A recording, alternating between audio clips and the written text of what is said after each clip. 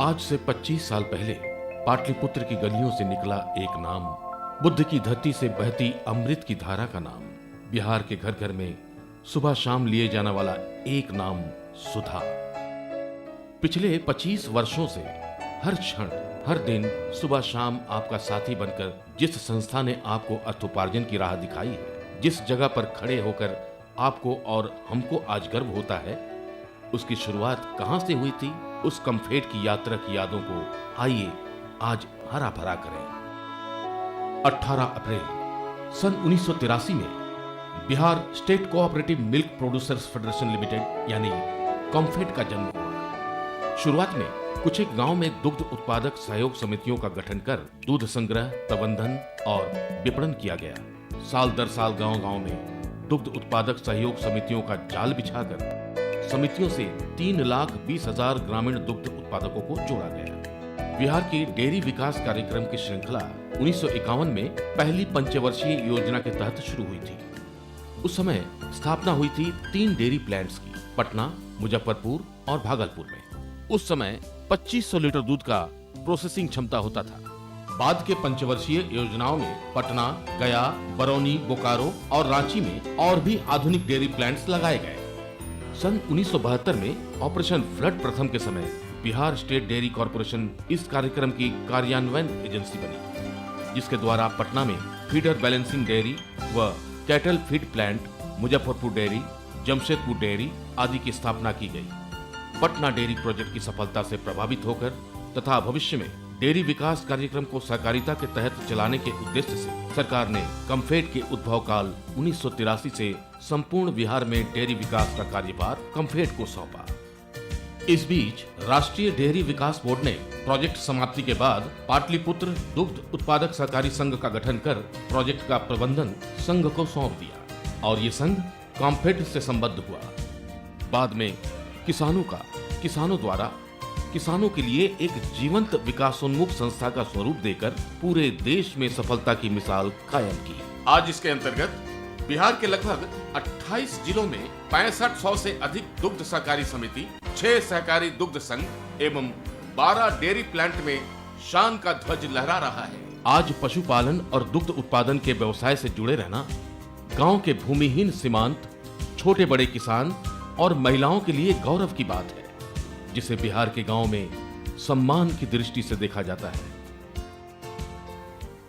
बिहार के सभी गांव में दिन की शुरुआत तवेलों की भीगी मिट्टी की भीनी भीनी गंध से होती है। गौ माता को प्रणाम कर, भाई बंधुओं के साथ हाथ मिलाकर यह वहत आंदोलन बिहार के घर घर में खुशहाली और हरियाली की लहर ले आया है। सुबह सुबह लिपे पोते साफ चमकते मिट्टी के घरों से दुग्ध उत्पादक हाथों में बाल्टियां लेकर निकलते हैं।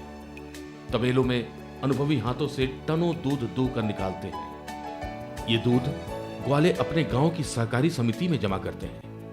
किस किसान ने कितना एवं किस गुणवत्ता का दूध दिया और गाय का दूध आया या भैंस का, इसका हिसाब गांव की समिति के सचिव करते हैं। दुग्ध समितियों से दूध को निश्चित समय पर वाहनों द्वारा ठंडा करने वाली मशीनें यानी चिलिंग सेंटर में भेजा जाता है। यहाँ दूध को छानकर निर्धारित तापक्रम तक ठंडा किया जाता है ताकि उसकी गुणवत्ता बनी रहे।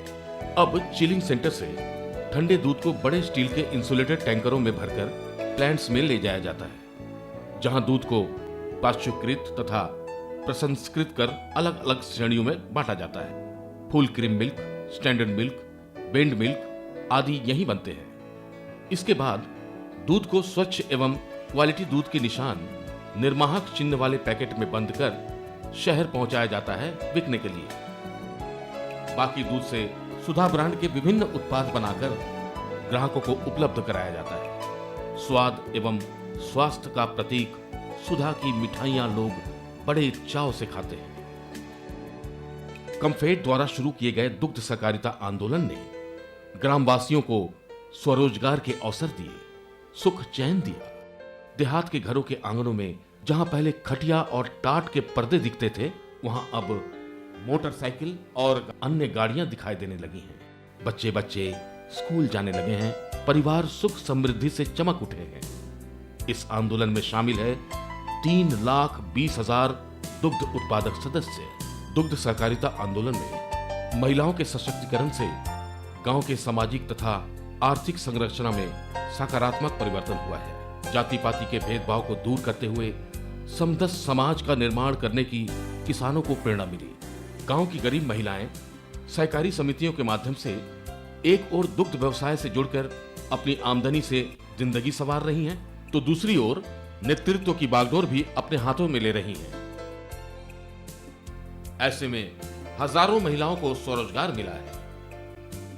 दूध की बढ़ती हुई बिक्री और दुग्ध जन्म पदार्थों के आकर्षक मूल्यों ने पशुपालकों का उत्साह बढ़ाया है।